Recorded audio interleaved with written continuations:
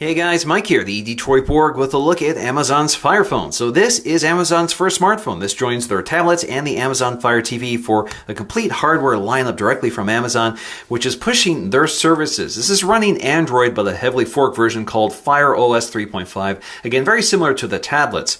Now this is powered by a Snapdragon 800 processor clocked at 2.2 gigahertz, that's quad core. And then we have an Adreno 330 GPU. We also have 2 gigs of RAM. We come standard with 32 gigs of storage and 64 gigs is available. This does not have expandable storage, so pick the capacity you want when you buy the phone. Now this also has a 13 megapixel rear-facing camera and a 2.1 megapixel front-facing camera. Now talking about that display, 4.7 inches, 720p, that's good for 312 pixels per inch. Now Amazon says this is one of the brightest screens out there with 590 nits, so we're gonna have to take a look at that. So not a really high resolution display, but it sounds like quality is pretty good. Now the Fire Phone has 2 standout features, dynamic perspective, which is part of their 3D interface. It actually has a bunch of cameras on the front of the phone which tracks your face, and it uses gyroscopes and other sensors to track motion. So it's able to generate a 3D interface using those features, and we're going to demonstrate that in this video. And then we have Firefly, which is Amazon's platform for searching for items using photographs or sound. So let's go ahead and take a look. Now, of course, Amazon does sell some case accessories, including this natural leather case, which is kind of a hard shell case. So we're going to explore that briefly in this video. All right, so let's go ahead and unbox this thing. Just have to push this through here. You can see we have this little sleeve. You can see it's got that red and black coloring, kind of nice.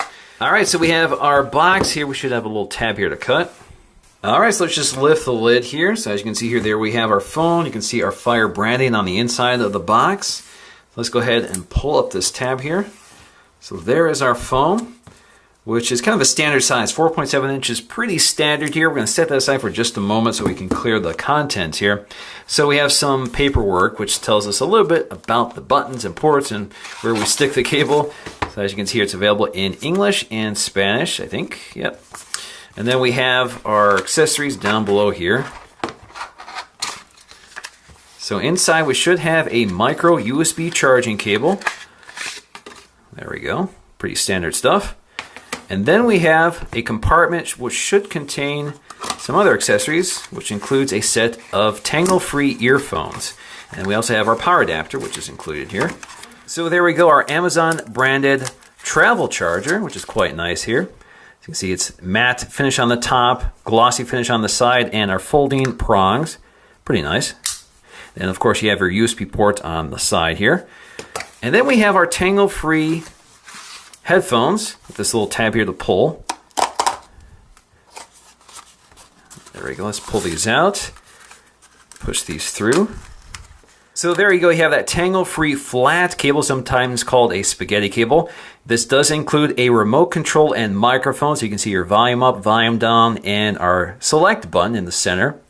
We also have our headphones, and these are in-ear headphones. You can see they're kind of similar in design to Apple's EarPods, and they are magnetic, so they fasten to each other magnetically. In fact, if you look closely at them, you can see that the left and right indicators are actually convex and concave, so they fit together nicely.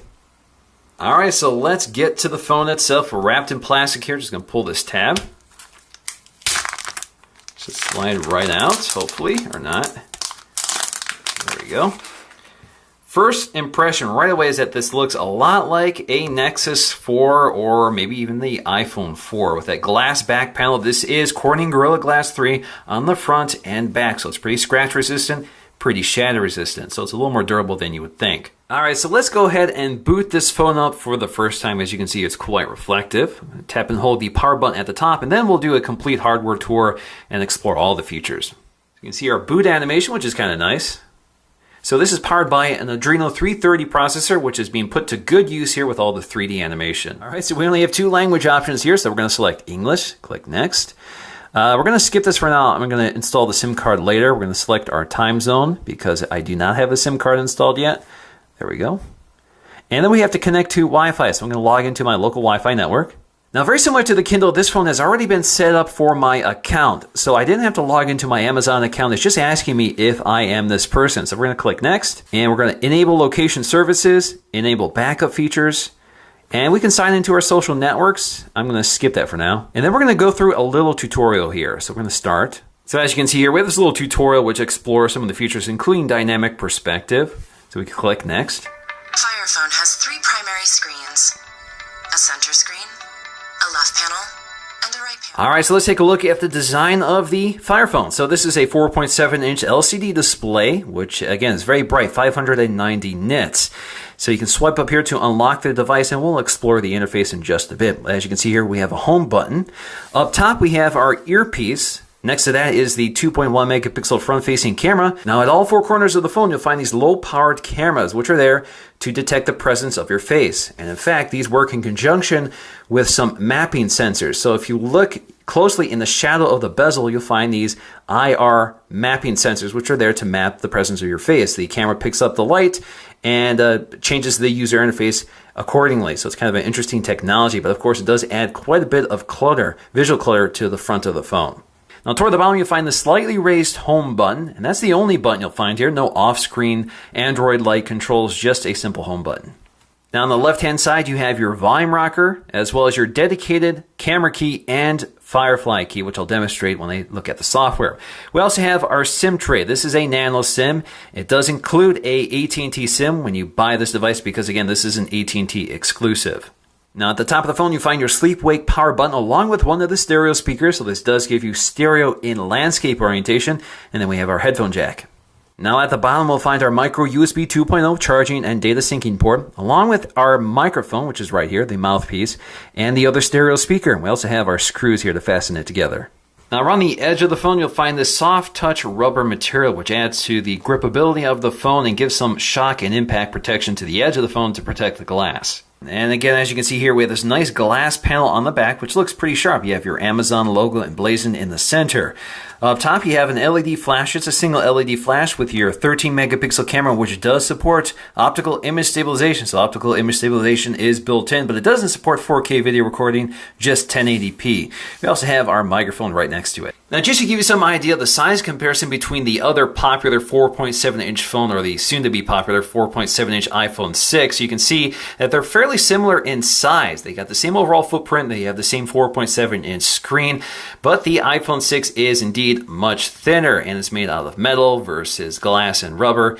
But again, very interesting designs overall. Alright, so let's go and take a look at the user interface. And the first thing you see on the lock screen is the 3D animated wallpaper, or dynamic perspective wallpaper, whatever you want to call it. It's kind of neat. It's tracking the orientation based on my face.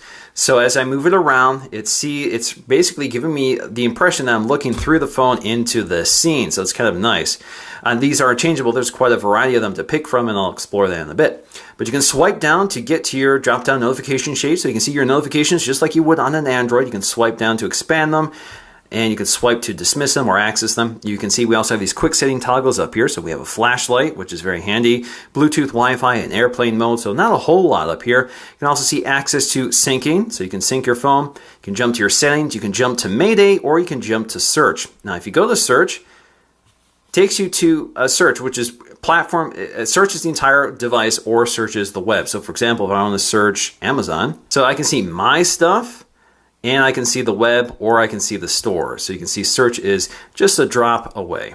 Now, Mayday is a feature that basically gives you a live assistant.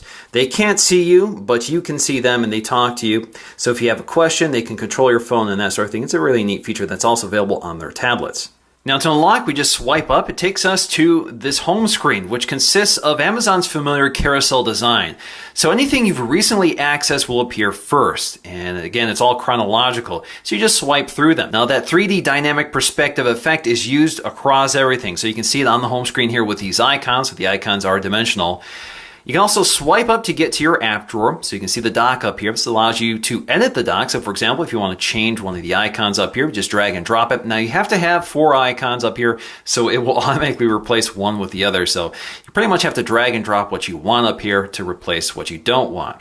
And I think one of the most interesting aspects to this user interface design is the fact that they kind of act like live widgets. So you can see all of your information below it. So you can see all your messages under messaging. You can see, well, you can see some albums that are available to purchase under music, or you can see your existing albums. You can see your magazines, that sort of thing. So you just tap on them, it wakes up the app and takes you to wherever you want to go. In this case, it's taking me to the newsstand to buy additional issues. Now to go back, you swipe up. So the back gesture is actually a swipe up gesture. Now this dynamic perspective effect is used in a variety of ways, not just for animating objects. So for example, when you pitch the phone to the left, you can see it wakes up some of your information up here. So you can see the clock, you can see the battery, wireless status, that sort of thing. So again, you move it off to the left here, it wakes all that information up. Otherwise, it gives you a full, cleaner looking display. Now you can disable it, so if you always want to see that information available, instead of always having to use that sort of gesture to wake it up, you can.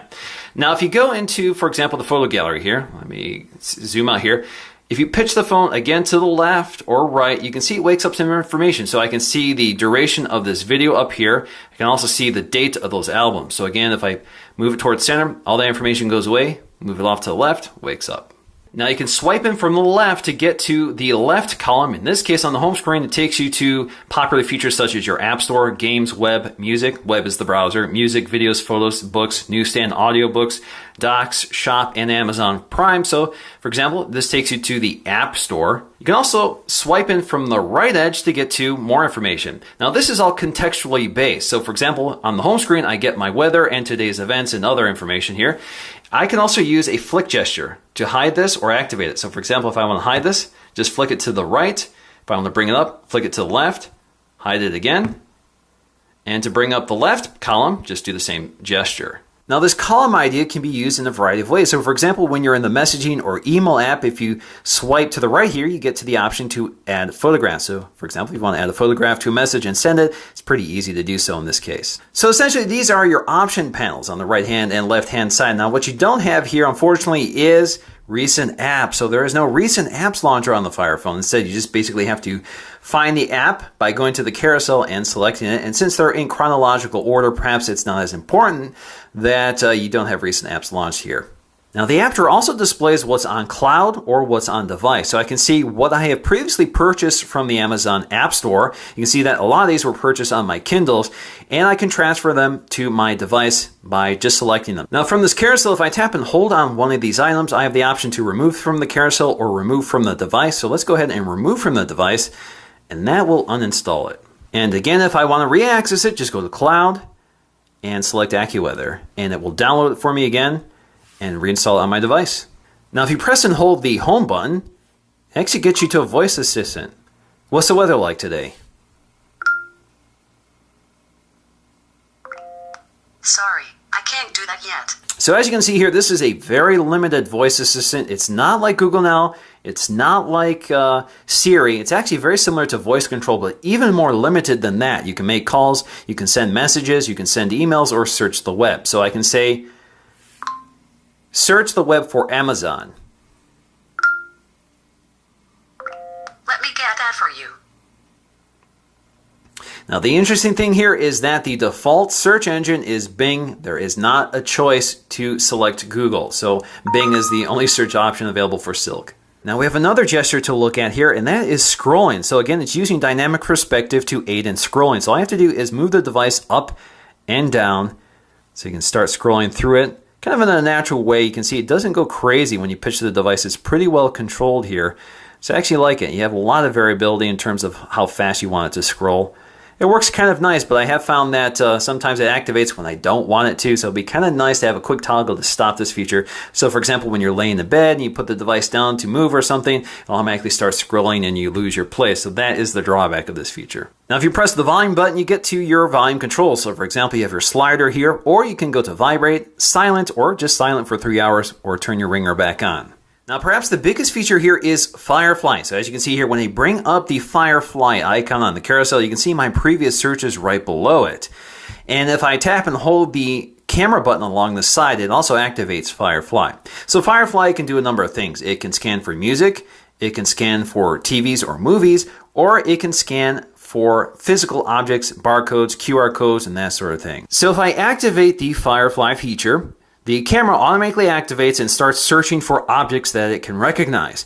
So for example, I have this Galaxy Tab S, and in order for it to recognize, I actually have to wake up the screen here. And that's because it's searching the Amazon store using its existing library of photographs. So down here you can see that it's found it. In fact, I can swipe up here to see my previous history, but I can tap on the item here. I can see that it's available on Amazon, so I can go ahead and tap on it. It takes me exactly to the right model, Tab S 8.4 inch, 16 gig, and that sort of thing. So I can buy it right from the store. Now I can also search barcodes from packages. So for example, this SD card here automatically finds the barcode, highlights it, takes me to the exact item that I'm looking for here, and I can go right to Amazon to buy it. Of course, it also works great with media such as books and DVDs here. And it finds it right away down here. But you can see it's available in the video store. I can shop on Amazon. I can look it up via IMDb because Amazon does own that property. And I can share it. I can view the original photo, send feedback, or delete it from the history. So I can go to Shop Amazon to find that exact item. Now, admittedly, it's not always reliable. It took me a while to find examples that would actually work. So for example, with this tablet here, if I just look at the back here, Samsung Galaxy Tab S back, you can see it doesn't recognize it at all. It keeps searching, keeps scanning. You can see those little animations around the tablet, and it's not finding it. At some point, it will tell me that it can't find the item. So I actually had to flip it around, wake up the display, and because it has this image in its library of items, it actually found it. Now, Firefly can also identify text such as websites, phone numbers, and email addresses. So for example, I have this website down here printed on a spec sheet I'm using to refer to in this review. So all I have to do to bring it up on my phone is allow Firefly to find it. So as you can see, it's highlighted it, and down here, it's giving me the option to open it. So I can go ahead and open it in the Silk browser, and it launches the website for me. Now, Firefly is a platform, so apps can take advantage of it. In fact, you can browse apps that can take advantage of it. So, for example, you see iHeartRadio, Flickster, Calorie Counter, StubHub, and Trove News. Now, you can plug your Google account into this device. So, for example, when you add your email account, you have the option to sync your calendar. So, for example, we can go to My Accounts. We can go to Manage Email Accounts. So you can see here, I've already added 3 email accounts, including 2 of my Gmail accounts. So if I go to this here, you can see I can sync my calendar and my contacts. And so that means that I have my Google Calendar and my contacts already loaded on my phone, which is very handy. So in the email client, I can pull to refresh. I can swipe in from the right to see my various inboxes. I can also swipe from the right edge to see my attached documents. I also have all my contacts here, so I can see all my contacts that have been synced from Google, and you can also search them as well. Under the calendar, again, very familiar interface here, so you can tap on a day to see the event.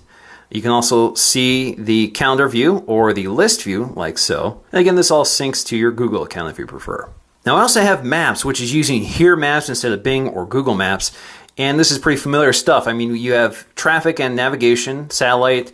You have various options. You can add bookmarks or locations that you want. You can search for locations to navigate to. So, for example, if I want to do Apple Store, I can search Apple Store on Big Beaver Road in Troy. I can select this for navigation, so use my current location. I can get directions here. Now I also have a weather app, so you can see your current location and conditions, including the timeline. You can swipe in from the edge to see your future forecasts and swipe in from the left edge to add additional locations. You also have instant video. So once again, this does come with 1 year of Amazon Prime free with the purchase of this device. So you do have Amazon Instant Video. So for example, it sees my TV shows. It sees HBO on Prime Instant Video, recently added to TV Prime. So you can see lots of things that you can download.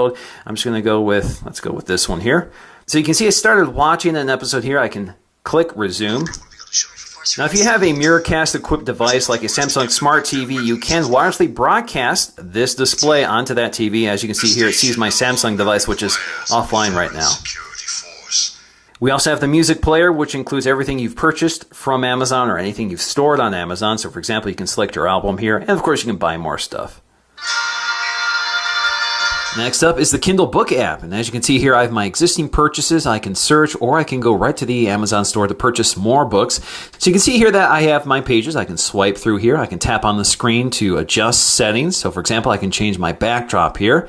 So for example, I want sepia tone, or if I want black background with white text, I can change the size of my text. I can also change the line spacing here from wider to narrower. I can change my fonts.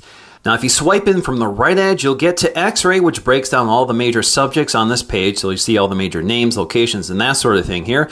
So, for example, if you want to tap on this item, it will show you exactly where Walt Mossberg appears in the book. You can see they're highlighted in blue, and you can scrub to those locations, or you can jump to them down here. So you can see what pages he's mentioned on and that sort of thing, and parts of the text. You can also go up here to see the full Wikipedia article on Walt Mossberg, which is what appears in the synopsis up top. Now, this also integrates with audiobooks. So if you have a companion audiobook with this book, if you click play, and I think it's magical.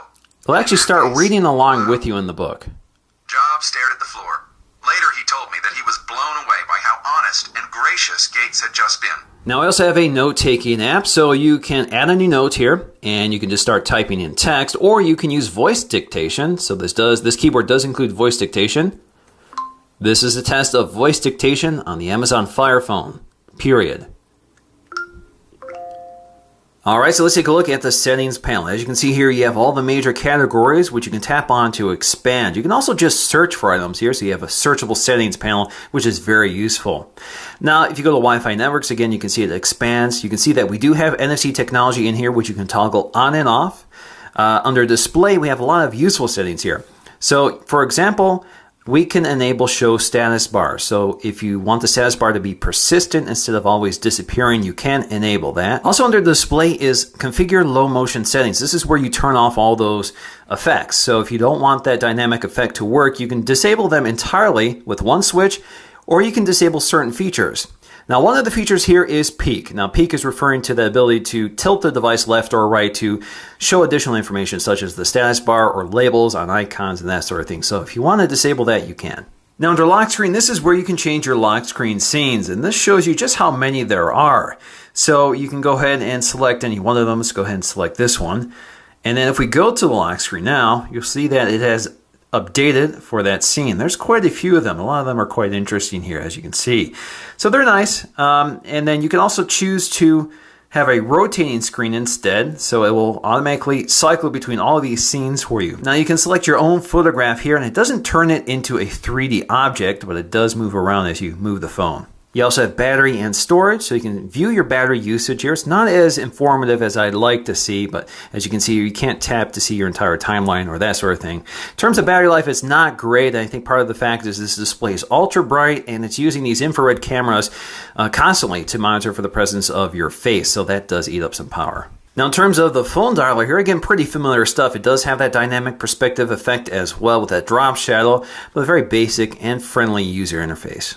Now, in terms of the camera app, again, you just tap the button along the side to activate it. You tap and hold to activate Firefly.